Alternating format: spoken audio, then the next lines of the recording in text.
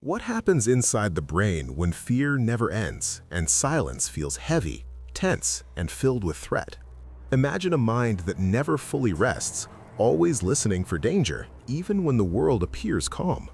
For those shaped by war, fear is not temporary. It becomes permanent, woven into daily life. When fear becomes permanent, the brain is forced to change deeply in order to survive.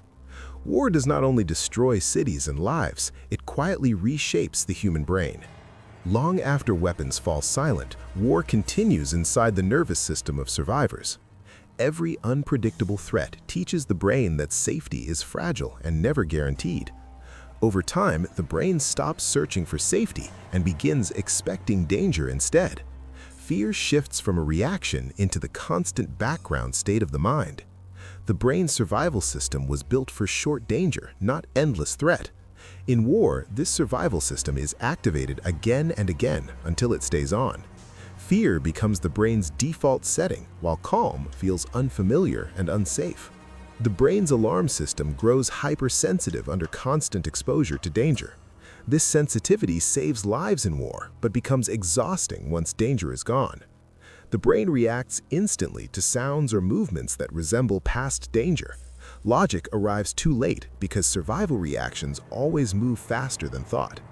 Memory systems shift focus from storytelling to pure survival under extreme fear. Memories are stored in fragments, images, sounds, sensations without clear order. This causes memories to return suddenly, vivid and overwhelming without warning. Other moments disappear entirely, creating confusing gaps in memory. The brain chooses survival over clarity when fear becomes overwhelming. Emotional control weakens as the brain learns that staying alert feels safer. Fear and anger may appear suddenly, even in places that are logically safe.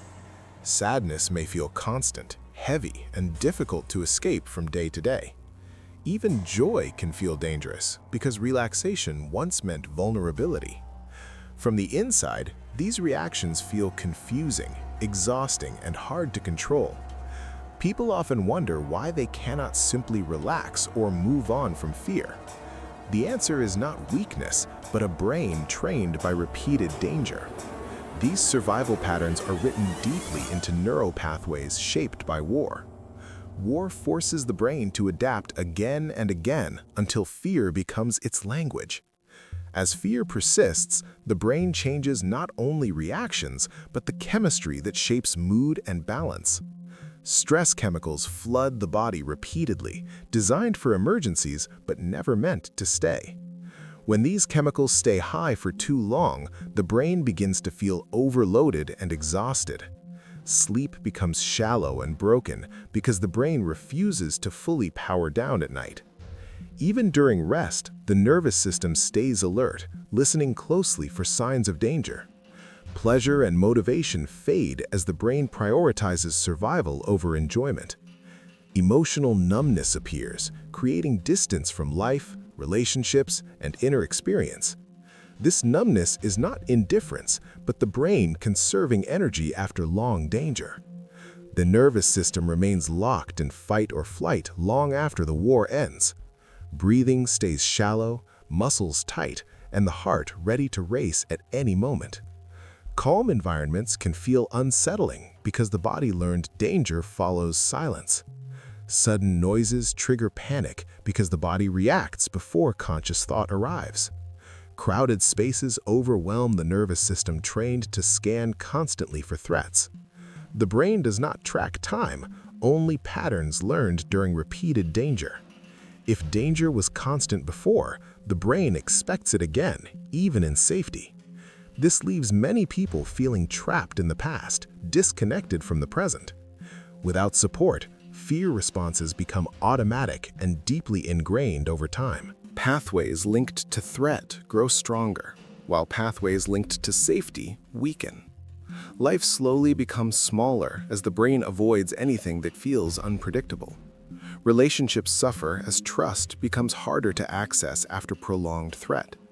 These changes are not weakness, but adaptations to extreme and prolonged danger. The brain prioritized survival over comfort, clarity, and emotional ease.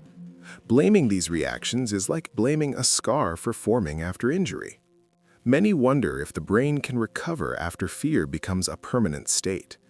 The hopeful answer lies in the brain's lifelong ability to change and adapt.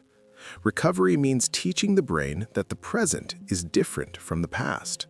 The nervous system must slowly learn that rest is no longer dangerous. Healing is slow, uneven, and nonlinear, with progress and setbacks along the way. Safety, support, and predictability help the brain gradually lower its guard.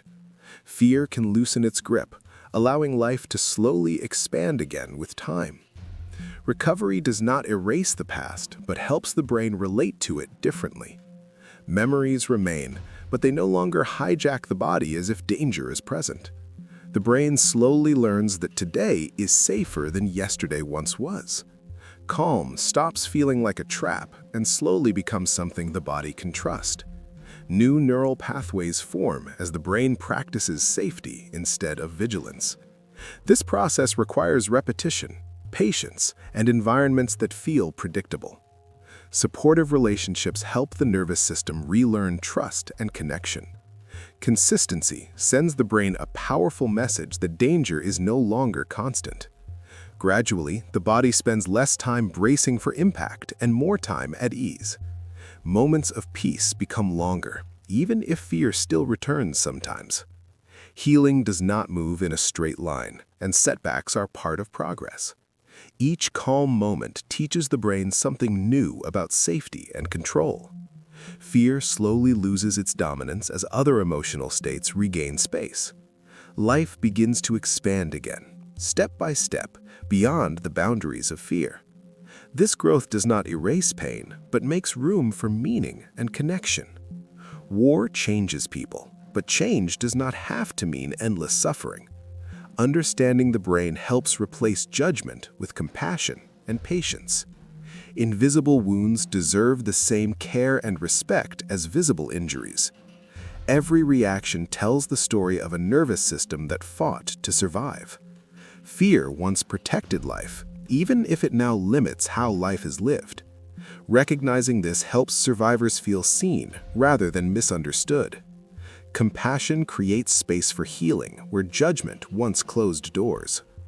Understanding trauma allows support to replace blame and misunderstanding. War leaves marks that are carried silently inside the human brain. These marks shape thoughts, emotions, and reactions long after conflict ends. Acknowledging this reality is the first step toward collective empathy. Listening without judgment allows survivors to feel safe enough to heal. Healing begins when fear is met with understanding instead of dismissal. Behind every survivor is a brain that fought tirelessly to protect life. That effort deserves patience, respect, and hope for a gentler future. When survivors feel understood, their nervous systems begin to soften. Being seen reduces the need for constant vigilance against invisible threats. The brain responds more to safety shown than to safety explained. Repeated calm moments slowly retrain the brain's expectations. The body begins to release tension it once believed was necessary. Breathing deepens as the nervous system slowly exits survival mode. These shifts are subtle and often only noticed in hindsight. Fear may still appear, but it no longer controls every reaction. Choice returns as the brain regains flexibility and balance. Responding becomes possible where reacting once felt automatic. Life begins to include curiosity and future-oriented thinking again. Grief remains, but no longer overwhelms every part of daily life. Pain becomes part of the story, not the only chapter that exists. Understanding trauma reshapes how society sees survivors of war. It replaces pity with respect for what the brain endured to survive. Survival required extraordinary adaptation, not emotional fragility. Support becomes more effective when rooted in empathy and patience. Education about trauma builds bridges instead of creating distance. Listening creates connection where misunderstanding once dominated. Presence alone can signal safety to a once threatened nervous system. Healing is not about erasing memory, but living fully beside it. The brain learns it can hold pain and hope at the same time. This balance reflects the quiet strength of recovery after war. Fear once saved lives even though it later limited how life was lived. Honoring this truth changes how trauma is discussed and treated. Language shifts from blame toward understanding and responsibility. This shift creates more humane systems of care and support. Empathy helps prevent trauma from isolating those who lived through war. Connection reminds the brain that it does not have to face the world alone. From this foundation, healing can continue beyond survival alone. When we see trauma clearly, we begin to respond with care instead of distance. This shift allows survivors to feel safer sharing their inner experiences. Feeling understood helps calm the nervous system more than words alone. The brain responds to safety through repeated experiences, not forced reassurance. Over time, safety becomes familiar rather than suspicious to the mind. The nervous system slowly releases its grip on constant anticipation of danger. Breathing deepens, muscles soften, and the body learns new rhythms of rest. These changes happen quietly, often noticed only in hindsight. Fear may still appear, but it no longer defines every decision or moment. Choice slowly returns as the brain regains flexibility and balance. This flexibility allows people to respond, not just react, to the world. Life begins to include possibility, curiosity, and future-oriented thinking. This does not erase grief, but allows it to exist without overwhelming life. Trauma becomes part of the story, not the only chapter that exists. Understanding this process changes how we view survivors of war. It replaces pity with respect for what the brain endured to survive. Survival required extraordinary adaptation, not emotional fragility. When society understands this, support becomes more humane and effective. Education about trauma creates bridges instead of walls between people. Listening, patience, and presence are powerful tools in the healing process. They signal safety to a brain that once knew only uncertainty. Healing is not about forgetting, but about living fully alongside memory. The brain can carry both pain and hope without being overwhelmed. This balance marks the quiet strength of recovery after prolonged fear. Fear once saved lives, even though it later limited how life was lived. Recognizing this honors the brain's role in protecting life under threat. This understanding transforms how we speak about trauma and recovery. It reminds us that healing is possible even after permanent fear. By sharing this knowledge, we help build a more compassionate world. Behind every survivor is a brain that deserves understanding, patience, and hope.